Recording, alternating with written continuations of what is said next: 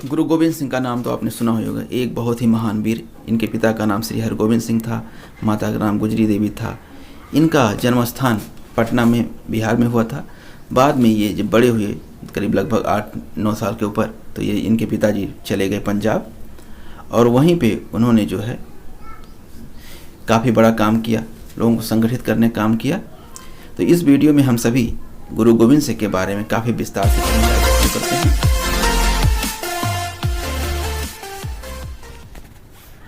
तो आइए शुरू करते हैं हम लोग आज का वीडियो।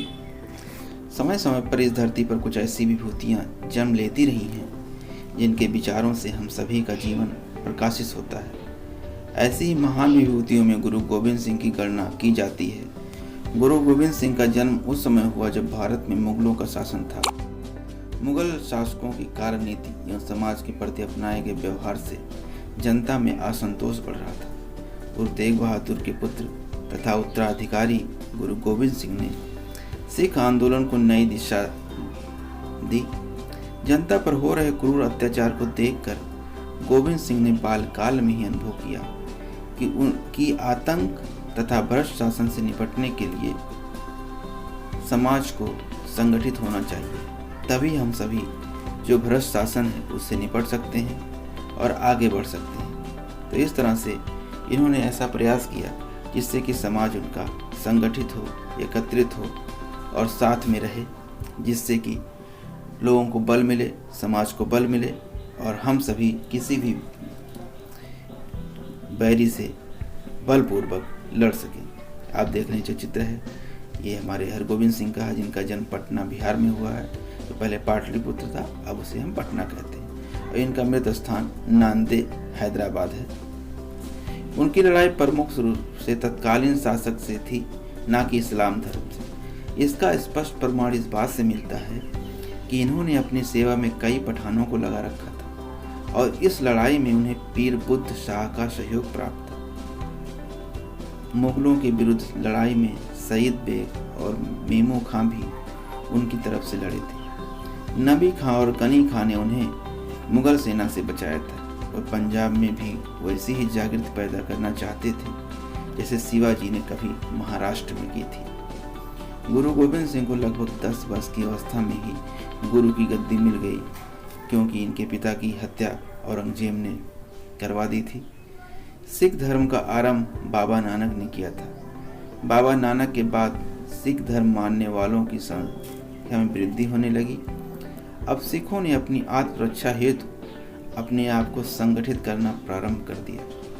10वें गुरु गोविंद सिंह के समय सिख लोग भली भांति संगठित हो गए। वे सैनिकों की भांति घुड़सवारी करते, तलवार चलाते और लड़ाई लड़ते थे। इतना ही नहीं, कुछ राज भी होने लगा। अब गुरु लोग धार्मिक गुरु के साथ साथ राजा के समान रहने लगे। उनके शिष्य इन्हें भेंट देते। इस कार्य के लिए इन्होंने स्थान स्थान पर कुछ व्यक्ति नियुक्त कर दिए जिन्हें मसंद कहते थे।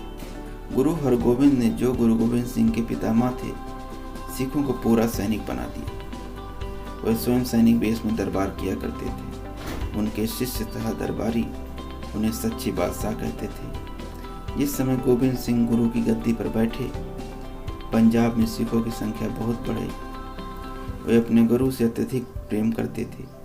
गुरु गोविंद सिंह शिष्यों के आग्रह पर अम्बाला के निकट आनंदपुर नामक स्थान पर आ गए।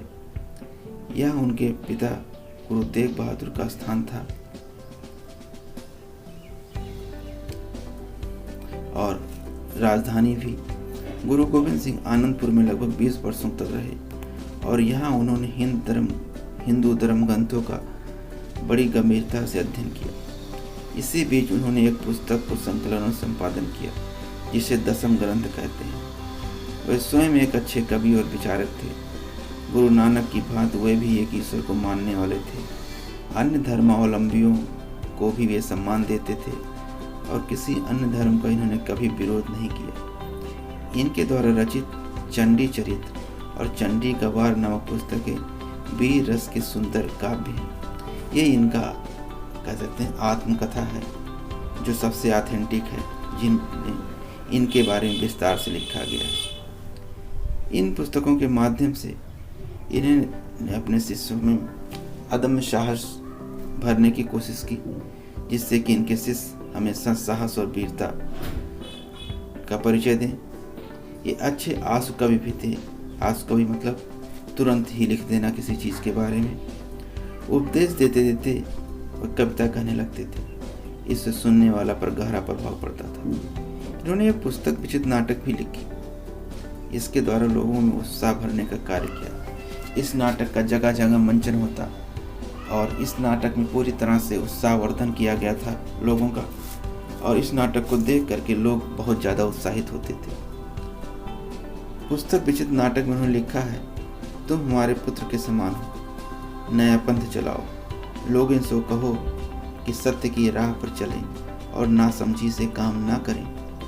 सन 1699 ईस्वी में बैसाखी वाले दिन गुरु गोविंद सिंह जी ने खालसा पंथ अथवा सिख धर्म की स्थापना की। अर्थात सिख धर्म की स्थापना किसने की? गुरु गोविंद सिंह ने की, और जिस पंथ का नाम था खालसा पंथ। वैसाखी वाले दिन आनंदपुर साहिब में लोग एकत्रित हुए। श्री केसगढ़ साहिब में एक दीवान लगाया गया, जहाँ हजारों मनुष्यों की भीड़ इकट्ठी थी। गुरु गोविंद सिंह आए। उन्होंने कहा, आप सब लोग मेरे भक्त हैं। आज खालसा के लिए बलिदान की आवश्यकता है, और सबसे बड़ा बलिदान मनुष्यों का ही हो सकता है। आप लोगों में से जो बलिदान के लिए तैयार हो, मेरे सामने आए। जब यह सुनकर सभी लोगों में एकदम सा सन्नाटा छा गया। किसी का भी साहस बलि चढ़ने का नहीं हुआ। थोड़ी देर बाद एक व्यक्ति तैयार हुआ। वह सामने आया। उसे गुरु गोविंद सिंह अंदर ले गए।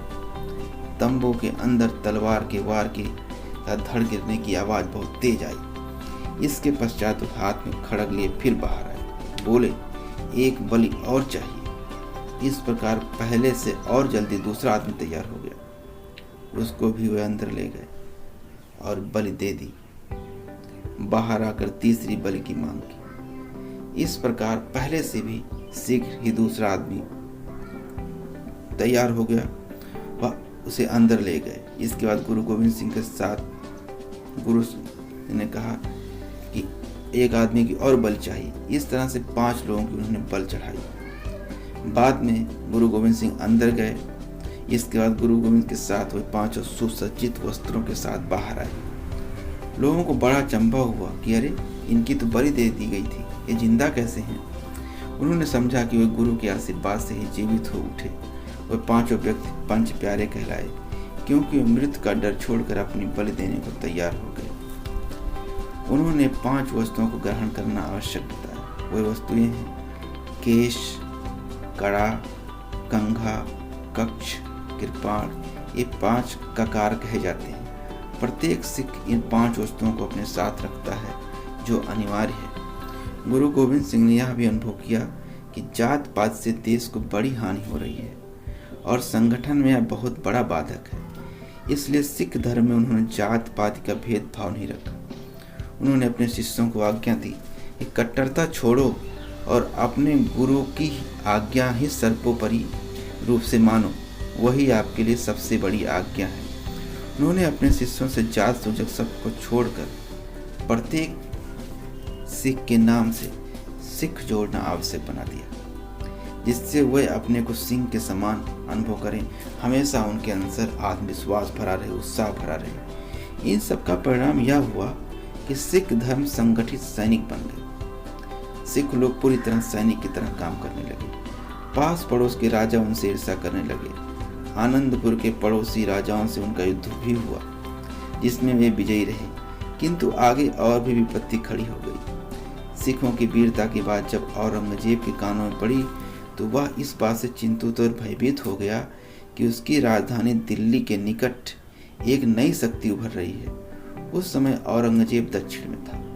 उसने अपने सैनिकों को वहीं से आज्ञा दी कि गोविंद सिंह पर आक्रमण किया जाए। आनंदपुर घिर गया। बड़ी कठिनाई से गुरु गोविंद सिंह वहां से कुछ साथियों के साथ बच निकले। इसके बाद लगभग 6-7 वर्षों तक वे औरंगजेब से युद्ध करते रहे। इन्हीं लड़ाइयों में गुरु गोविंद सिंह के 2 पुत्र मारे गए और 2 को सरहिंद के सूबेदार ने दीवार में चुनवा दिया। दीवार में चुनवाना मतलब पहले किसी को खड़ा करना और उसके बाद उसकी दीवार बना देना, अर्थात दीवार के अंदर उनको कैद कर देना। इन सब कठिनाइयों और दुखों में भी गुरु गोविंद सिंह ने अपना धैर्य और साहस नहीं खोया। गुरु गोविंद सिंह के शौर्य मतलब वीरता, भयभीत औरंगजेब ने अपनी गिरफ्तारी का आदेश दे दिया, किंतु इसी बीच औरंगजेब की भी मृत्यु हो गई और उसके लड़कों में राज के लिए लड़ाई छिड़ गई। गुरु ने उसके एक लड़के बहादुर शाह का साथ दिया, जो बाद में औरंगजेब का उत्तराधिकारी बना। बहादुर शाह से मिलने के लिए वे दक्षिण जा रहे थे। मार्ग में किसी शत्रु द्वारा घायल कर दिए जाने से 42 वर्ष की अल्प अवस्था में ही गुरु गोविंद सिंह की मृत्यु हो गई। अपने छोटे से जीवन काल में उन्होंने जो भी कार्य किए वो सचमुच बहुत सराहनीय रहे। सिख संप्रदाय में गुरु परंपरा की संप्राप्ति का श्रेय भी उन्हीं को जाता है। अपनी मृत्यु से कुछ समय पूर्व एक समारोह में गुरु गोविंद सिंह जी ने 5 पैसे व 1 नारियल गुरु ग्रंथ साहिब के आगे रखकर माथा टेका और गुरु ग्रंथ साहिब को गुरु पद की पदवी प्रदान की। इसके पश्चात उन्होंने कहा, आज के बाद कोई भी देहधारी व्यक्ति गुरु नहीं होगा। हमेशा हमारे धर्म का जो भी गुरु होगा ये गुरु ग्रंथ साहिब ही होगा। इसके बाद से सभी लोग इसी को ही अपना गुरु मानने लगे और कहा भी है, सब सिखन को हुक्म है गुरु मानियो ग्रंथ। गुरु गोविंद सिंह सिखों के महान गुरु थे। उन्होंने भेदभाव मिटाकर खालसा पंथ को संगठित किया और देशवासियों में नई स्फूर्ति एवं प्रेरणा दी। निसंदेह वे हमारे देश के अमूल रत्न थे, जिन्हें हमारा देश कभी नहीं भूल सकता। उन्हीं की मिसाल है कि आज भी कहीं भी जहाँ भी कोई सिख है, आप उसे भिक्षा मांगते हुए नहीं देखेंगे। समृद्धशाली है, ताकतवर है और आन बान शान की तरह वह रहता है और भारत भूमि की रक्षा करने में वह सदैव अग्रणी रहा है। यदि हमारा वीडियो आपको अच्छा लगा तो इसे देखिए, लाइक करिए, शेयर करिए, अपने दोस्तों को सब्सक्राइब करिए। बहुत बहुत धन्यवाद।